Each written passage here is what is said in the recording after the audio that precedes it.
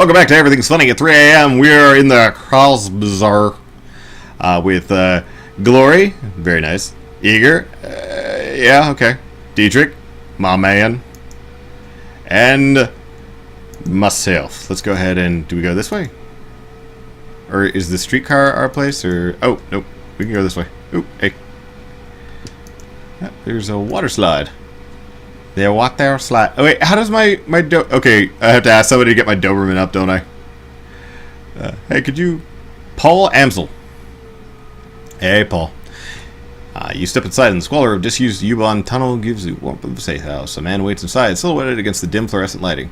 Paul Amsel, something bad happened, hasn't it?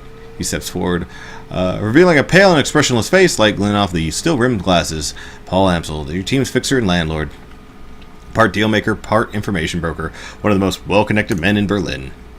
His eyes sweep across the team, and he takes it all in. The grim faces, the hard stares, Eager's fury, Monica's absence.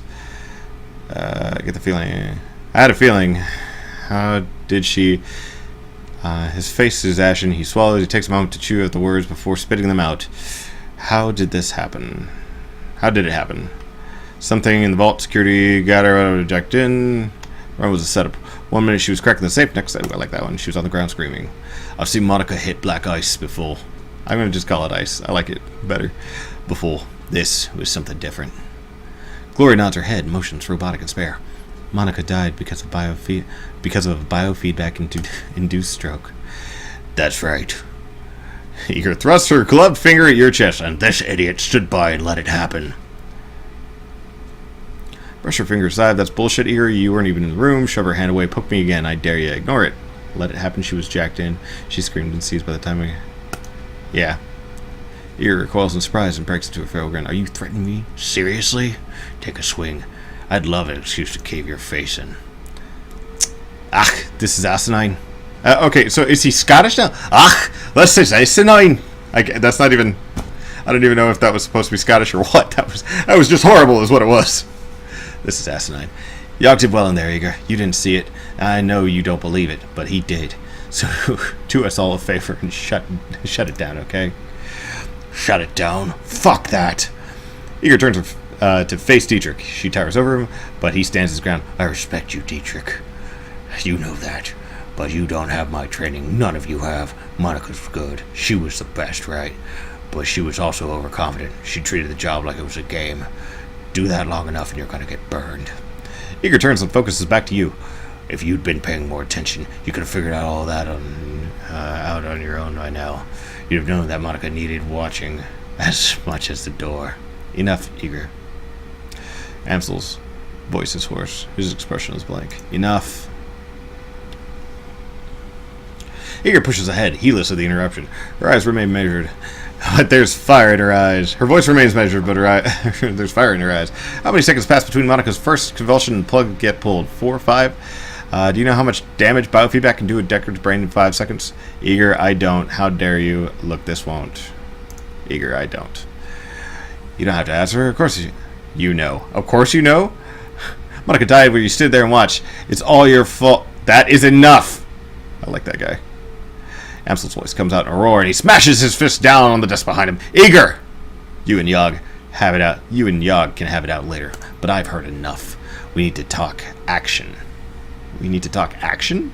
Our client sent you into something bigger than he led us to believe. I don't know why. Oh, right there with you. This is supposed to be a milk run. Payback isn't the only reason we defined him. We saw something back there, something that we weren't supposed to see. It's fair to assume we're all still in danger. Paul Amsel. Oh, he pauses, rubs. Agreed. We need to neutralize the danger. We need to know who we are dealing with. Let us review the events that transpired tonight. The smallest detail could be important, so hold nothing back.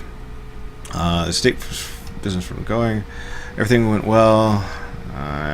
Went to hell. We were confronted by a Schwaschenschwag. She fought hard to tell us it must be important. There we go. The fire wing. Oh, so you're German. I like that. Amsel is taken back. For a moment he pauses and responds. The fire wing. This is unexpected. You'll have to forgive me. This brings back many unpleasant memories.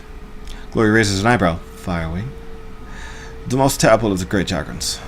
There are those who would disagree, but they never experienced the terror of living in her shadow.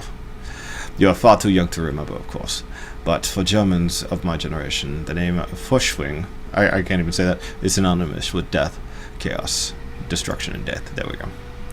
The dragons of today are subtle creatures, full of patience and guile. Furchtwing.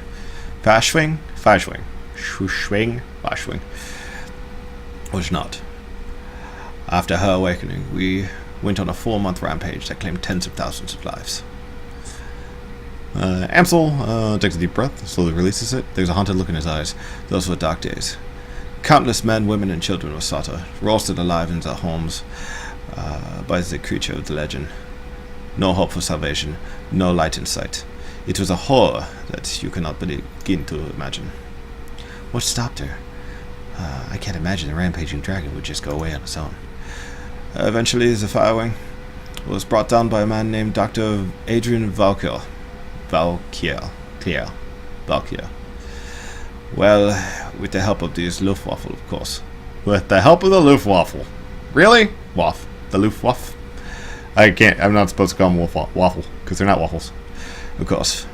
But it was experimental weapons designed by Dr. Volker, that finally pierced her hide. She fell in a hell of bullets and rocket fire, and crashed down into the radioactive wasteland of the SOX. SOX, maybe? The event was called the Dragonfall. Safe at last from the Dragon's Wrath, Germany celebrated Valkyrie as a hero. Our own Siegfried? The modern-day Dragon Slayer. My own family practically worshipped the man. Even the Dragonfall. If the Dragonfall was so important and eventually make it out to be, I'm surprised that I've never heard of it. Those early years of the awakening were traumatic, Iga. Not just on a national level, but a global scale. The new species of awakened animals were being discovered daily. Within 2 years of the Dragonfall, the active use of magic had returned to the world. A new source of terror for a bewildered public. And in 2021, the sudden emergence of orcs and trolls gave rise to yet another wave of global panic. In light of such turmoil, it was no surprise that Dr. Volkia and the Firewing were forgotten. Dragons are yesterday's news. He rubs his temples. Again, all this happened decades ago. To the best of my knowledge, the story of Furchtwing is a bit of a historical trivia and nothing more. Alright, so Monica spent her dying breath trying to tell us about a long-dead dragon. Eager's eyes sweep across the group, searching for a glimmer of insight. Finally, she gives up. Any ideas why? Amsel's voice trembles in frustration. No. And I don't... it doesn't make any sense. It doesn't make any more sense to me than it does to you. The Dragonfall is ancient history. Furchtwing is dead and gone for 42 years. But there is one thing I do know. Whatever Monica saw, whatever she was trying to tell us, it was important. He visibly struggles to calm himself, takes a deep breath, and slowly releases it. I will look into this and I will find answers. In the meantime, did you find up anything else of value? The estate is just a front for what's going on in the background. Everything went to hell with the... Oh, okay, so it's just we click through all these things. Confronted. He appeared to be head of security, which we know because it said captain of security above his head. That is not much to go on. Do any details about this all come to mind? Any distinguishing features I could look into? He was an elder guy, for one. He sounded like his... from the sound of his voice, I was guessing mid to late 40s. Pretty old for an orc. He'd had screen grafts. Most of his face looked like replacement material. If the grafts came from a legitimate hospital, there may be medical records. Is that just something? I will see if I can find out. Do you note anything else of value during the run that may be value? Okay. Blah, blah, blah, blah, blah. So that much is clear. It wasn't a minor enterprise either. The facility looked like it had some serious funds to build. And time. There was more than what we saw. There was more to it than what we saw. Places like that don't spring up overnight. All in secret. The owners, whoever they may be, were not too pleased by your escape, I'm sure. What else did you find? That's all we've got. That's not much. Amsel nodded, his face drawn and haggard. It is thin, I agree. A basement, a middle-aged orc with skin grafts and a long-forgotten world to end. Wait, we're still missing something. Who paid for the run? We haven't met Paul. Whoever sent us in there knew we were set up. Let's see. Who paid for the run? I don't know the exact identity. I didn't set up this run. Monica did. I warned her. I told her not to take the job. But she assured me that it would be a cakewalk. Monica was approached by a man who calls himself Green Winters. He used to be a prominent activist in the F-State political scene. I've never much liked the man, and clearly never trusted him. And certainly never trusted him. But Monica, she would do anything for her cause. Anything for the Flux State. Winters swore that the data he was after would be crucial to ensuring this future stability of the Flux State. And it was all it took. We need to track down Monica's client. Press information. Sounds like Green Winters is our best lead then. Yes, most definitely. It is clear that Green Winters has involved us in something much larger than he led Monica to believe. When he finds out what happened on the run, he's probably gonna rabbit. We need to chase him down before that happens. So we need any leads. Yeah, let's go that one. There is a man in the Cross Bazaar, a Turk named... I'm not even going to try that one. Altug. Nope. He owns a little soy calf shop down to where called Cafe Chavez? Chizv. Why are you doing this to me, Dragonfall? You were just fucking with my ability to say anything. This man is also a purveyor of information. I have done business with him from time to time.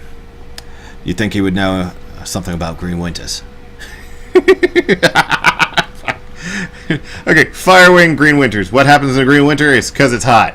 Green Winters, fire. It's really... He's going to bring back the dragon so that he can take over the Flux State and become a political power. That's what they want to do. I'm betting.